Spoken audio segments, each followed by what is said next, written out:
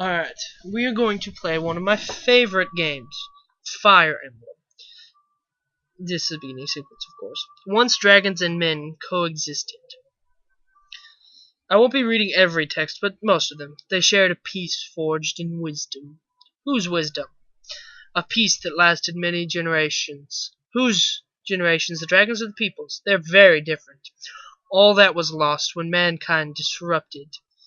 Yeah, of course it was mankind. This balance in a sudden onslaught. Man fought dragon in a savage war that shook the foundations of their world. Ooh, this war was called the Scouring. Defeated and humbled, dragons vanished from the realm.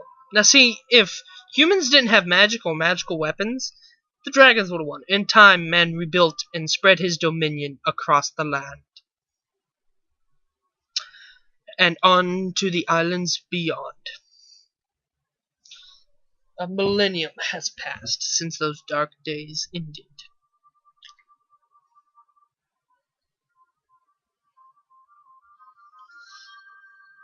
This is Fire Emblem. Now, this is Fire Emblem number 7. The Blazing Sword is its name, translated from the original Japanese. It's the 7th installment in the Fire Emblem series. I'm not entirely sure where it fits in the storyline. Here, the chronological order. No, not that one. Whatever, I'm not entirely sure how it fits in. I do know that the 6th one is technically the sequel to this one. So this one's actually a prequel, whatever. This one is the first one ever released in English.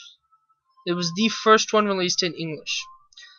The second game released for the Game Boy Advance. Now, I'm going to be playing this completely, which means playing all the different modes on the hardest difficulty I possibly can. So, be prepared for lots and lots of death, and possibly some cursing. Maybe. Alright, so I scroll down here to New Game. You won't find about any of that stuff until later. I'm playing this on hard, because if you do it on normal, you can see my other 2 save files there. If you play this game on normal, it will give you a tutorial, which I don't need. Now, I will be putting in my name here, but it's not the name of my channel, so of course you knew that. Now, this doesn't really do anything except for say how people address you. I'm not sure what kind of benefits these give. I'd have to look that up later. If I do, I'll tell you in a later video. Actually, no, it doesn't tell you. Okay. These are the settings I want to use. Now, this is one of my favorite games. In the first game I want to LP. This is the first video. It will be exactly 1 chapter in length. And I will do that with every video from here on out, provided I can. I may have to split them up into multiple parts. We'll have to see. Yes, these are the settings I want to use. Now, I won't be reading all the text, but I will leave it on there long enough for you to read it if you feel like it. I could do weird voices, but I'm not very good at those. As you can tell by the fact that my voice itself is already weird. Now, if you watch every cutscene, you actually get a collection of these pictures at the end. With her sitting there. They don't really do anything, but I like to have them so I can get 100% completion, which I've never managed to do on this game, even though I've played it through 5 or 6 times over the years. So, and you can see I have brown hair on there. You can see me at the bottom of the picture. Sorry about that, I skipped it. And she has the typical anime weird hair color, which is green, and her eyes are the same color, which is also typical. Now, she's looking off to the side now, so she's not even looking directly at me.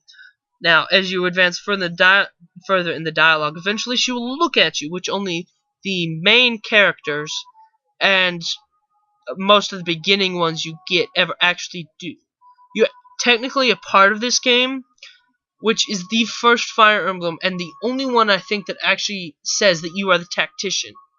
There is another Fire Emblem for the DS that allows you to be a character in the game and actually fight, but I've never played it, so I don't know how it goes. Actually, their faces change a lot. They'll look directly at you, they'll look down if they're sad, and it gives you a very 3D kind of feeling, considering the fact that this is a 2D Game Boy Advance game. I think this was early 2000s, if not before 2001. I think I could go back to the main menu and see that. I'll probably do that later. Alright, now see, she's looking at me. She's telling me to wait here. Oh, look, guys in red, they must be evil. Oh, bandits. Well, that's kind of what bandits do. They kind of raid things. Sorry about going fast there. See, she takes it upon herself to stop them. Because, of course, that's what every woman does. They go out there with the sword and go kill people, right? No. Alright, this first video, I will be explaining most of the game features, so there will be a lot of talking. Sorry about that. I had something occur that required my attention. I'm probably gonna skip that. Whatever. No, I can't use a weapon. I'm not even technically here. Yes, you are a strategist, or as I like to call it, a tactician in this game. You don't interact with anything yourself, but you get to control all the characters, of course. And it actually gives you a reason for being in control of all the characters. Now, in most of the other Fire Emblem games, the main character takes the credit for you. In this one, you actually get to have the credit. Alright, now you can see that little pixelated version of me. The female version, I think, is just thinner, with longer hair, I'm not sure. You always wear the same outfit, and you're green. Notice the different colors. You're green, she's blue, and the enemies up there in the corner, once her dialogue box goes away, are red, which means they're evil. Green means an allied character that you cannot control. Blue means characters in your army. Now, this is Lynn. She's the main character for this part of the game. Right here you have her equipment screen. Her iron sword, which is the weakest sword in the game. That level is E. The sword level depends on how good it is. And the more you use a certain type of weapon, the higher the skill level gets. Most characters can only use one type of weapon. Some can use two, or there's a few that I can think of that can use three, but nobody can use all of them. Here, let me show you the different types of weapons. You get swords, lances, bows, and axes. Now, there is a triangle here. See, swords right here are stronger than axes. They're good against axes. So, if you're fighting an axe user, you get a bonus to your stats. I'm not sure what the exact bonus is. And they get a, what do you call it? Their stats go down. Now, axes are good at lances, which basically means the opposite thing. This one I can understand. The axe user goes up, and lance user's stats go down. And spears are good against, you guessed it, swords. Basic rock, paper, scissors mentality there. Bows are outside the status tree because any bow wielder is going to have less defense, but anytime they attack, the person won't be able to attack back unless they have certain special weapons. Now, over here we have Lynn. She's a young girl from the Loka tribe. She's stout-hearted and kind. This is your classic, all the good characters are beautiful and kind type thing. So, it's very Nintendo-y, for want of a better term. Now, it says right here, a noble attached to a ruling house. Has great potential. That's what a lord, this is her class, Lord. There are 3 lords in the game. I won't tell you their names or anything about them, but if any of them dies, you automatically get a game over. Even if they're not technically your main character. Now you see her level right here and her experience. Now, her level is 1. It's the one she starts with. When the experience reaches 100, she gets a new one. And her stats go up. Each character has different stats that will go up at different times. There's certain percentage chances of every level, certain stats going up. Like, I think hers is 5% chance of her defense going up per level. This is her health. Since she's only level 1, her health is 16. It will not go up every level. It depends. The health is one of those stats you have to watch out for. Speaking of stats, you can see them here. Strength, the higher the number, the more damage you inflict. Skill, as you can see, it improves the hit percentage. It also improves critical percentage, if memory serves. Speed, it affects both evasion and attacks. I'll explain that. Your speed and your luck right here work together to affect how high your avoidance rate is. It affects your attacks because if it is higher than your opponent's, minusing out the weapon's weight, of course, if it's higher than that, you get to hit the opponent twice, except for with certain weapons, which I'll get into later. Now, luck pretty much works to tie in with everything, so not much explaining there. Your defense reduces skill damage from weapons. That's the key word there, weapons. This one reduces damage from magic. This is how many spaces she can move in one turn. Now, the standard is 5. Heavily armored units move less, while any unit mounted on something moves more. This is how high or higher someone's aid right here needs to be to rescue her. Now, if you rescue someone, even if they're poisoned or whatever, they do not take damage unless you put them down or that character dies and they get attacked again. Now, if the character who's holding them dies, they'll just pop out and be there. It's a good way to rescue your lord if you're surrounded by enemies and you need a couple spare turns for the match to be over. So, keep in mind rescuing, because if you rescue someone with a mounted unit, rescuing someone does not affect your movement space.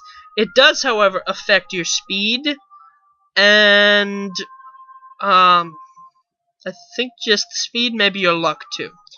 So, it affects your stats. It reduces them significantly. So if you rescue someone, you could very easily get the person you rescued them with killed. So, watch out for that. And remember, you can use it to protect someone. So, use it wisely. Now, this will just list who's traveling with you. This is her affinity.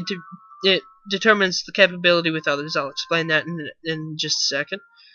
This is her condition. It will show if she's poisoned, asleep, any of that. These right here, way down at the bottom, B, W, and L, only appear there after you beat the game at least once. It shows you how many battles she's been in, how many she's won, and how many she's lost. Now, lost means she died. Those will actually keep going even if you restart the game after the character dies. And since she's a lord, I automatically get a game over if she dies. Now, if anyone dies in this game, they are gone forever. I will not be restarting the game so that I can, use them some more. So if anyone dies during my playthrough, they stay dead. I will not be hacking the game, basically, to keep everyone alive. Now, this is the iron sword. I explained everything. Well, I explained that it's a sword. Now, the range right there, only certain magical weapons and bows. And certain other weapons, but only magical swords have more range. Now, the range is 1, which means she can only hit one space in front of her. The weight is 5. That has to get subtracted out of her speed to determine whether or not she'll be able to hit twice. Now, the opponent's weapon's weight is subtracted from his speed as well. So you have to do all that math if you want to do it detailed. Now, the might is how much damage she can do added to her strength, and then subtract the opponent's defense. The hit is her ratio without all of her stats added in, and it gets 0 critical because it is just, a regular old weapon. So, a critical will give you 3 times the damage, and it always hits. 3 times the damage you would normally do, and it always hits. But most characters have relatively low critical rates. Of course, you can still get screwed if the AI gets a 1% critical rate and kills you. That's happened to me before. Now, this down here, way too far, is a vulnerary, a medical solution used for healing minor wounds. This heals 10 points of damage, which, considering her health down here is only 16, basically heals her almost completely. Now, this lists the amount of damage the weapon causes. It's already added. All this right here is already added. This shows how much her critical rate is. So, this right here is her weapon level. It is a D in sword. She can't use any other weapons. The highest is S, which allows you to use the legendary weapons, which are pretty much godly. And the blank space you see below the weapon levels is for conversations. Now, if you fight beside someone, if two characters fight beside each other for long enough, while you're in any chapter really, they can talk to each other. You can have a total of 5 conversations, but it takes 3 to max. So you can only max it out with one person and get it relatively high with another. Now, even if you when you finish the game, any main Lord character and who they talk with, well, except whatever, I'll explain that later. The main character's conversation actually affects the epilogue, who all is there with them. If you have no one, then it's just them talking to each other. If you have someone, then it shows whoever their highest support is, if it's female. It depends vaguely. Now, whoever you talk the highest with, now I will explain that later. I'm not very prepared, as you can tell. So, now I will explain the ground. This right here is, actually no, I'll explain the person right here. This is a bandit. Now, he is not a main character, or any kind of character, so he gets no portrait. Pay attention to whether or not any of your opponents have a portrait. Every boss will have a portrait, but occasionally people who aren't bosses have a portrait.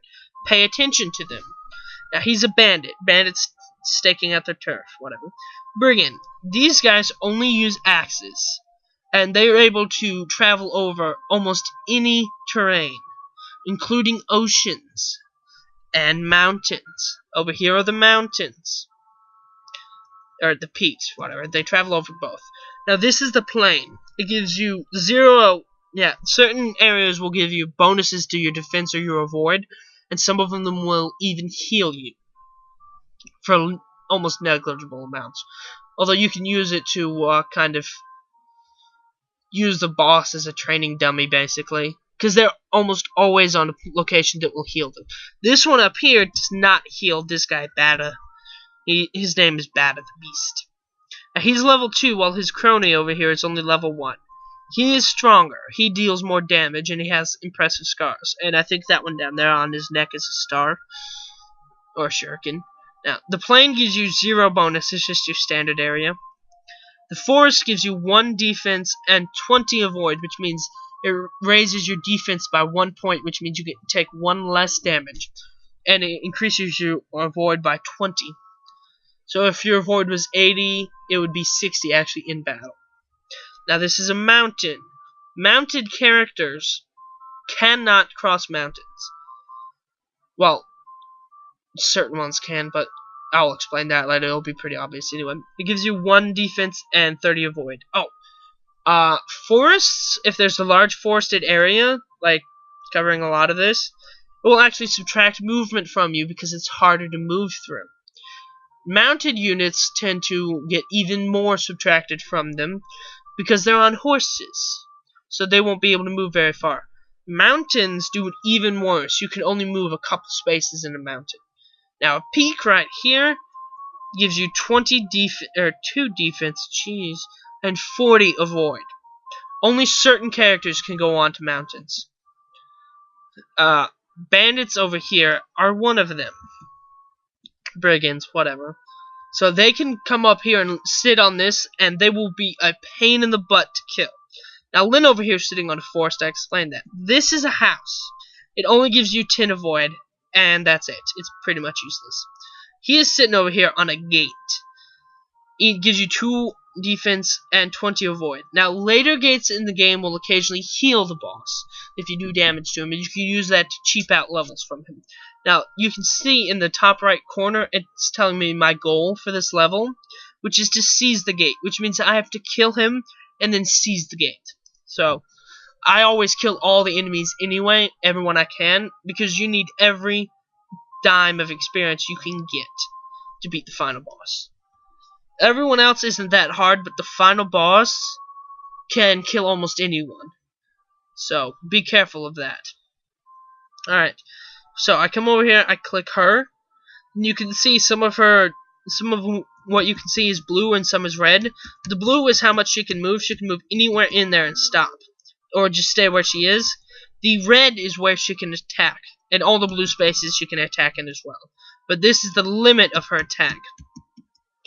And if you come over here and click this guy, you can see his movement spaces.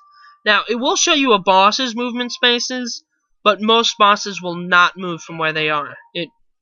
It's to keep you from, stealing the goal so you don't have to kill them. Now, I ended my turn and he moved. Oh, I almost forgot. Yes, I will close an attack in just a minute. This is the menu. If you click A on a person, you get to choose them. If you go off to nothing and click A, it shows you the menu. This is the unit. It shows all the stats I showed you in game. By clicking R on her to show you all that. But for every character, you just scroll over this way and it shows you them. Now, this right here is the support chance.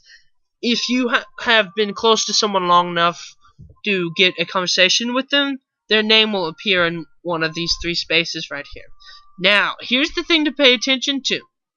If there is a character you can obtain in that level by talking to them, their name will occasionally appear there too. So pay attention. And they will always have portraits, which is another way you can kind of figure it out. This is the status menu. It shows you your objective, how many turns you've been in here, how long you've been playing, your character's name and her level, how many actual people you have, which is right here, how many enemy units there are. It shows you the boss and his level, and it shows you the title chapter, which is Prologue, a girl from the plains. I should have read that. Now, time for the first battle. Over here, I can choose to use an item.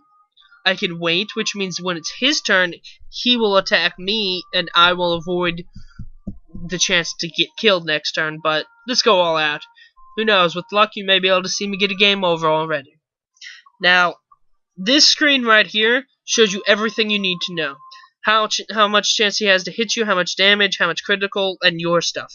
And the names. Now, it's his turn. Now, if he hits me, I'm going to have to heal. But he didn't. It took me 3 hits to kill him because I only did 7 damage.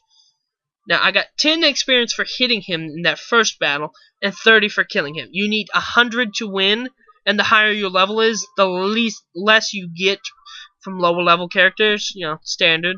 Now, for this boss, he's stronger than his friend here, so I'm just going to wait so he doesn't kill me. He gets a better hit chance. Oh, and all bosses will talk to you when you fight them. So, yes, his name is Battle the Beast, and apparently he talks in third person. And he attacks and misses. Now, in the normal mode, this battle is very scripted. So, no matter what happens in normal mode, the battle will end the same way. Now, I'm just going to play this safe because this is the first chapter. So, he will be doing all the attacking. Oh, it does heal him. Huh, last turn I didn't give him a chance. My last recording try. Oh, see, if I had attacked him and he had done that, then he would have attacked again, and I would have had a 40% chance of getting a game over already. Now, I could come in here and use one of these to heal the exact amount of damage he did, which is 10. But that would be wasting one that I might need later. Now, I have a 93% chance of hitting him. So, this could go badly and get me killed. So, make sure you play it safe if it's your first playthrough, so you can keep all the characters, or basically do whatever you want. I will kill him now. Now, I've actually tried to record this before, and the game volume was too loud. You could not hear my voice. So, this is my second try playing this. I actually explained it better this time, so you're lucky. Basically, I will be doing this on a chapter-by-chapter basis. I think I explained that. I'm not sure. Whatever. I just leveled up. This is the level up screen. It shows you what stats increase. And holy crap, that was an awesome level. Let me show you. Her strength increased, her skill, her speed, her luck, and her resistance increased. I may have been wrong about luck. I don't remember. Regardless.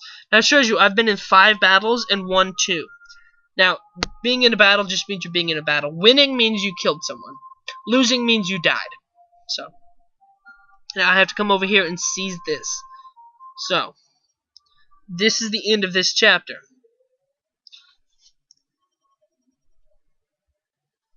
This is the first chapter in the game, so it's not that long. And it's only the prologue, so. But, I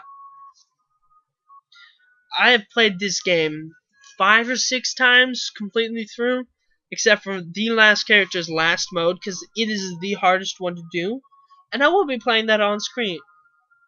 Now, I won't be talking about what they're saying, because even though I can pretty much say it without even looking at the screen, you'll actually get a chance to see me do something similar to that after I finish this Let's Play, because I will be playing the Japanese version. I have both the translated and the untranslated version, and after I completely play this one, I may or may not completely play the Japanese one, but I will at least play through some of the way as a bonus video, if nothing else. So you can see it's the exact same game, you just can't read it. So, I'm going through this too fast. Sorry about that. Basically, all her people were killed by bandits. Her father was the chieftain of her tribe. And, after they were... Well, not all of them were killed, but most of them, including her parents. So everyone who was left wouldn't listen to her because she's female, even though her father was the chieftain. So she basically gets upset and runs away. So she's living on her own out here in the wilderness. With a sword. Lots of dots. Alright, so I will be playing this game chapter by chapter, and that's the third time I've said that. So, if I have too big of a recording for one chapter, I'll split it up into multiple parts once I figure out how to do that. This is my first time recording. Well, my second time actually recording, but my first time with a video if this turns out well. So, basically, this is one of the best games I've ever played. This game taught me strategy. I played this game when I was a little kid. I played this game for mostly nostalgia value, and I'm skipping too fast again. Basically, she invited him to travel with her, so she can go get stronger. And, she already got a lot stronger, just since I've been sitting here. Her health didn't increase, but almost everything else good did. So, she's much stronger. Yeah, of course we can. I'm here. So that's the end of the level. Here I can save. Now, the little quill and paper you see to the right of this save file is the autosave. After every single battle, it autosaves. So even if you lose the power to it, although not if you're playing on an emulator, because if the computer shuts off and it hasn't saved, you won't be able to keep the data. So be careful of that. Don't just think just because the Game Boy Advance one automatically saves after every battle. This one will. But if you accidentally restart the game, it will be saved. So, now, it's a bit annoying if a character dies, because it also saves right before a battle. So if a character dies, and you go back in hoping the battle turns out differently, it won't. It even saves the details for the battle. I know I've tried 4 or 5 times to get different results for some battles. Basically, you will die every time. So, I haven't thought of a proper outro, so I'll just say I'll see you next time, and I hope you liked it. Goodbye.